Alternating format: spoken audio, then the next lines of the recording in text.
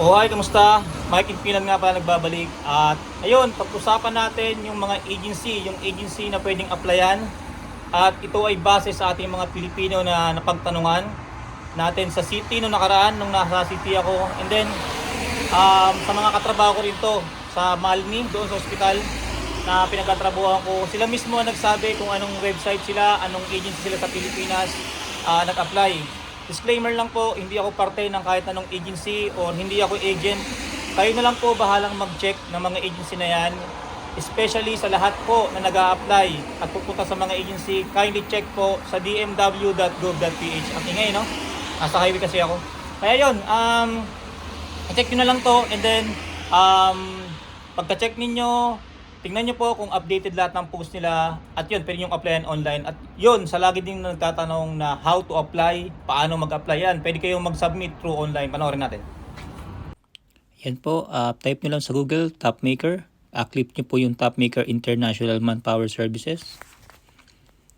At pagkatapos po nyan, mapupunta po kayo sa kanilang page po nila. Topmaker International Manpower Services. Yan po, scroll down nyo lang po sa baba. And find nyo po yung opportunities in Finland. Basahin po natin isa-isa kung ano po yung mga pwedeng applyan. Assistant nurse, caregiver, chef, housekeeping, attendant, and cleaner po. For example, itong nurse assistant, click po natin. Ito po yung mga sasahurin ng isang assistant nurse dito sa Finland at kung ano po yung mga qualify. BSN or RN with or without license with at least 2 taon po na relevant sa work experience.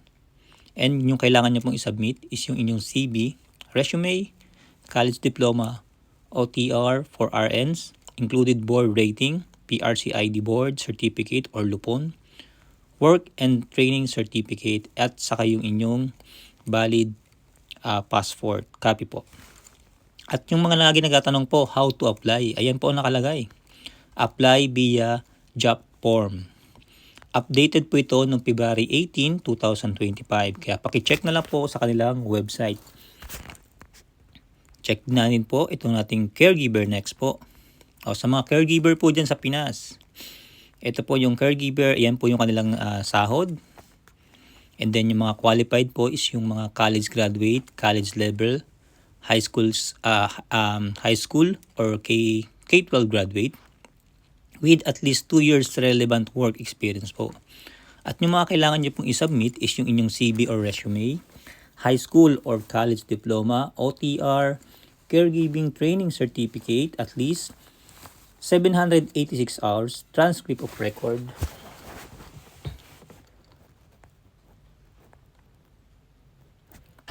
and then yung inyo pong OJT certificate, 160 hours po. Caregiver NC2 issued by TESDA and works certificate and copy po ng inyong valid passport. Paano po mag-apply? Via JOT form po. Ayan po nakalagay. And then updated po ito ng February 18, 2025. And then check po natin yung chef. Yan po yung chef naman po ito sa mga hotel dito sa Finland. Ayan po yung sahod. And then, yung mga qualify po, at least po graduate po kayo ng any culinary related course with at least 3 years work experience dito po sa industriya ng pagko-culinary or pag-chef. And then, you need nyo rin po mag-submit ng mga CV or resume, college diploma, OTR, and work training certificate at kopya po ng inyong valid passport. Paano po mag-apply? Ayan po, apply via job form. And then next po natin yung housekeeping. House attendance pala. Housekeeping attendance. Housekeeping attendance po, yan po yung sasahurin. And then yung BSHRM graduate po kayo dapat. With at least 2 years work experience. And mayroon dapat kayong valid license. With valid housekeeping NC2 galing po sa TESDA. At yung kailangan nyo pong isubmit is yung inyong CV and resume, college diploma, OTR, housekeeping training certificate, housekeeping NC2, work and training certificate related po sa housekeeping, at yung kopya po ng inyong valid passport. Paano po ulit mag-apply? Ayan po nakalagay. apply via Google Form. And then, update po ito noong September 2023, 2024 po. At yung cleaners po, check po natin. Ayan po yung sasahurin. At kung ano po yung mga qualify po rito is kailangan po BHRM graduate po kayo with at least 2 years and work experience with valid driver's license, with valid housekeeping NC2 issued by TESDA. At yung kailangan nyo pong isubmit yung inyong CV or resume, college diploma, OTR, housekeeping training certificate, housekeeping NC2 work, and other training certificate related po sa housekeeping, at yung inyong kopya ng inyong valid passport. Ito po ay updated noong January 7, 2025. Paano po mag-apply? Ayan po nakalagay, apply via Google Form. And then kung mayroon pa po kayong target na ibang bansa, meron din pong opportunities dyan sa United Kingdom. And then meron din po tayo sa may opportunity ng Sierra Leone. Sierra Leone po ba? And yan, sa lahat po na nagtatanong kung ano po yung mga in-applyan, saan po nag-apply na agency yung ating mga kababayan dito sa Finland. Ito po yung nabanggit nila sa akin. And then ginawa ko po is chinek po natin sa website, and also lagi pong pinapalal ni Kuya Mike na i-check nyo palagi yung mga agency na inyong applyan sa dmw.gov.ph. At yan po, punta po kayo ulit sa Google. I-type nyo po yung Eddie Staff Builder International Inc. po. And then, click nyo po ito, yung sign na to. And i-click nyo po yung job opening. Accept nyo lang po, agree.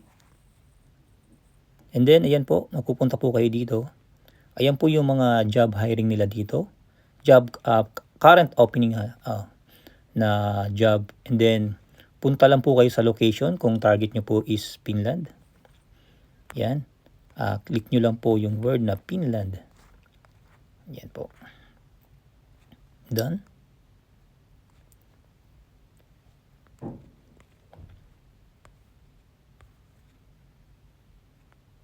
And then search nyo lang po.